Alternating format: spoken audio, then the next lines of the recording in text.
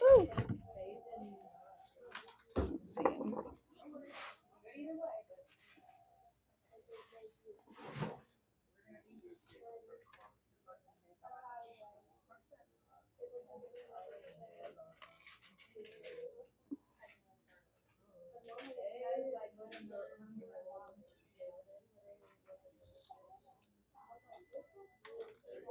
Mm.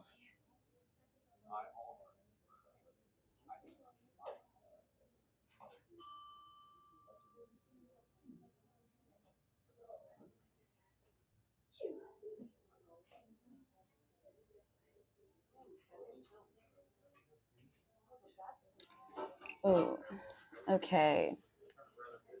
Julie will be here.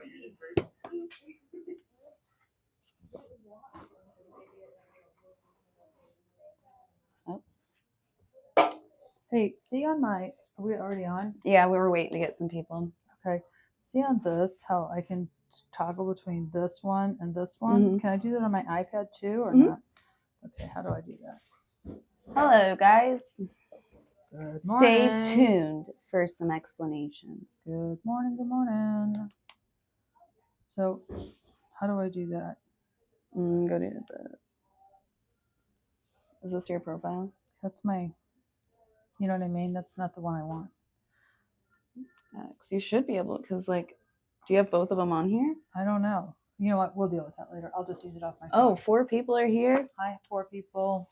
Sure, it's because of your. Do you have that letter?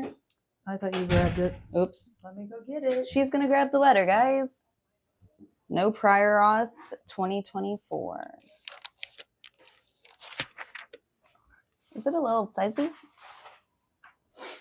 Sorry. Whiplash. Okay. All right, we've got 8 people. Hi, everyone. So I'm super excited about what's going on right now in the X Twitter world, whatever we're calling it, because we, why is there a big line across there? Okay. Let me get a alcohol wipe. Yes, we've got to get things cleaned up here.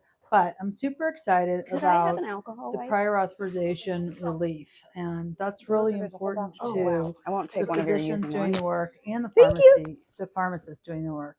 And it's literally just another technique for insurance companies and PBMs to delay patients getting care.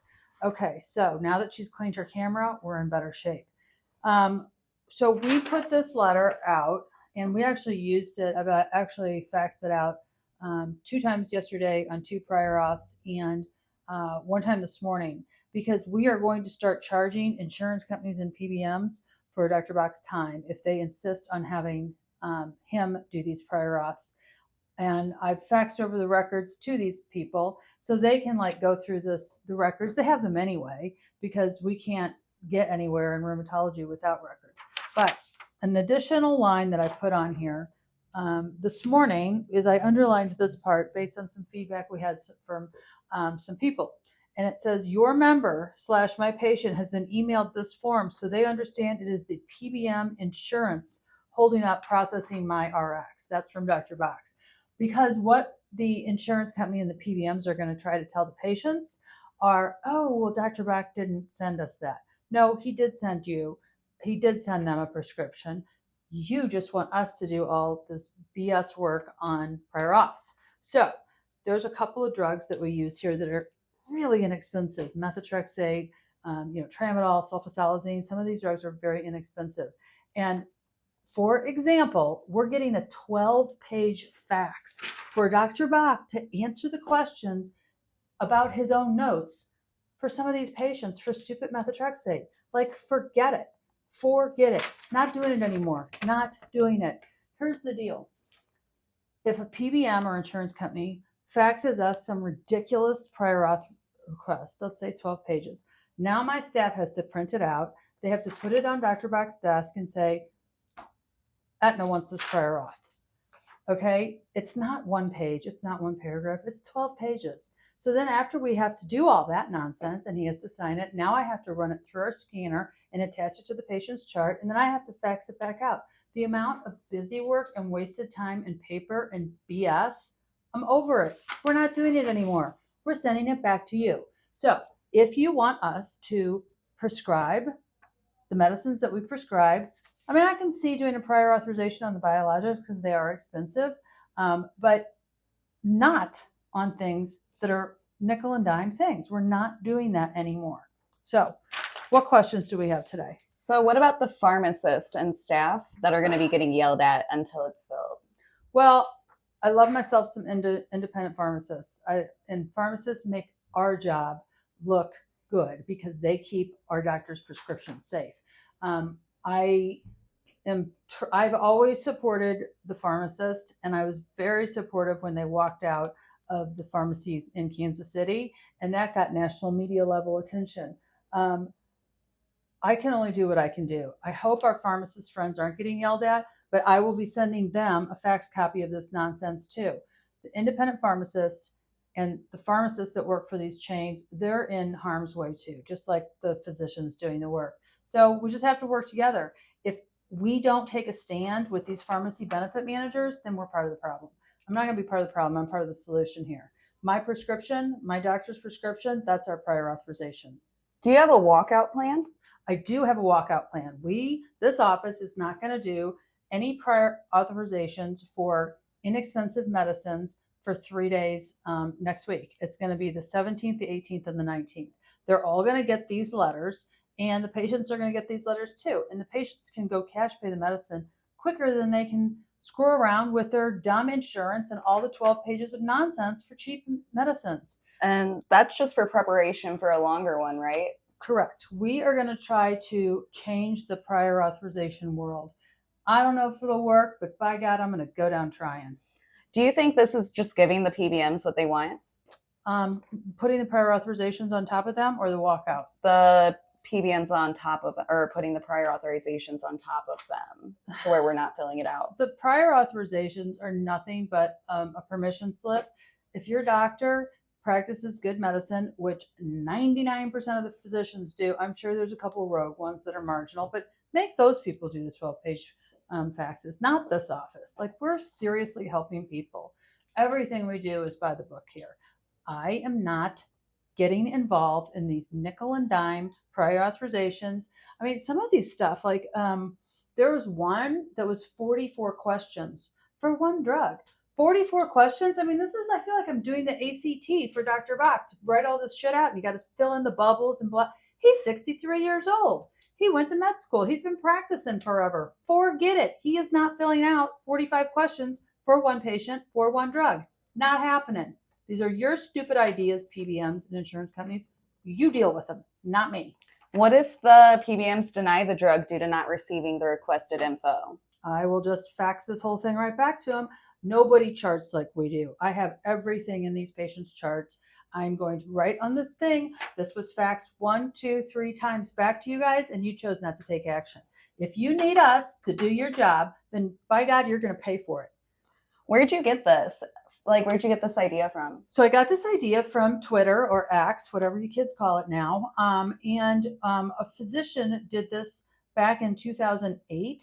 And I watched a YouTube video of it, and I was like, wow, this guy knows exactly what's going on. And he was able to dramatically see his prior authorization numbers go down. My prior authorizations numbers are going to go down, or I'm going to go die trying. Well, and I assume that he had some sort of like win if he posted it onto.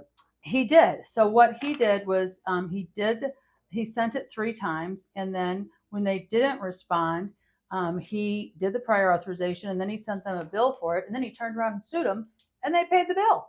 So I don't know where this all goes, but the healthcare workers are suffering shoulder to shoulder with the patients. So everybody's a patient. Not everybody's a healthcare worker, but by God, these PBMs are screwing up healthcare, and I've had it. If there's going to be one thing that makes most doctors quit their job, what will it be? Prior authorizations. It's just a way to burn out doctors. Okay, so asking a doctor to fill out this nonsense stuff over and over again for every patient they see. Like in this office, we get prior authorizations for everything. I'm over it. We're not doing it. The doctors are just like going to be like, forget it. I think I'm going to go fish and go collect Social Security. I don't need this aggravation. We don't need the aggravation. Well, and why PBMs? why would it be the provider's fault if the patient didn't get their medication? Wouldn't that in the end be the insurance's fault for not filling You it? better believe the insurance company are the ones who have the contract with the patients, not me. I have a contract to provide medical advice and prescriptions for the patients, and we're doing that. Pharmacy benefit managers, PBMs, are supposed to be managing their own prescription crap. So get busy and do it. I mean, it's in their name, PBM, Pharmacy Benefit Manager. Yeah, so let's start some managing of the PBMs. Do you have any tips for any other, private practices out there? I mean, I would love for people to lean into this and do this with us. You miss 100% of the ones you don't try for. I'm trying, okay? I'm going to try. And actually, I've already gotten a win off this. I emailed this to a medical director of a Medicare Advantage plan, and I told her that Dr. Brock wanted to speak with her about this because Dr. Brock has had it. They have his call scheduled today at 1:45, and I think you're going to see this office get a deviation to not have to prior authorize silly, stupid drugs. Well, cheap ones. What kind of drugs are you talking about? Could you give them a few examples? Yeah, I mean, I'm talking about inexpensive oral drugs like methotrexate, sulfasalazine, tramadol. Tramadol is a great pain medicine, and it's really shouldn't be scheduled for, but it is. But this, it's not addictive. There's no market for it, other than to help a patient. And we suggest patients to take it with Tylenol. These are really inexpensive drugs that we do not need to have 12 pages, 40 questions on this stupidity. So we're not doing that anymore. Now, I'm happy to do the prior authorizations. Dr. Bach is happy to do them for the biologics because they are expensive, but the gig is up on the cheap drugs. Well, I was just going to say, with the prior authorizations, there is a reason that they're there, and it's to make sure that, that rogue physicians don't overprescribe. Well, guess what? Who's the fox guarding the hen house? That would be the PBMs. They're the ones going rogue. They're the ones that are trying to make us change our therapy plans for patients that are stable to whatever makes the PBMs the most money. Do you think the CFOs are aware that their employees' health is at risk due to the PBMs? No, but they're going to be, because that's the next line item on here is I'm going to start including this to the CFOs of the self-funded employers and say, I've done my job. We sent the prescription. Your crappy insurance company and your even crappier PBM, they're making our jobs hard.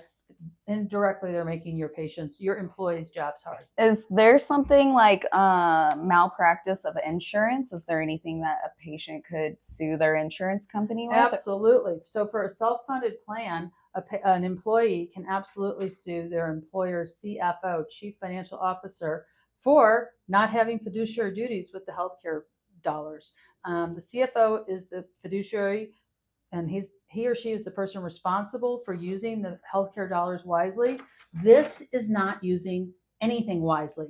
This is busy work created by PBMs to slow physicians down and for physicians to be like, forget it, just forget it. I'm just not even going to prescribe this drug to this patient because they're making it too hard. That is awful.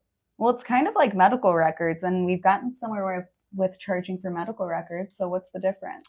Well, we're about to find out. We know this works because we've seen it work in the past with other doctors.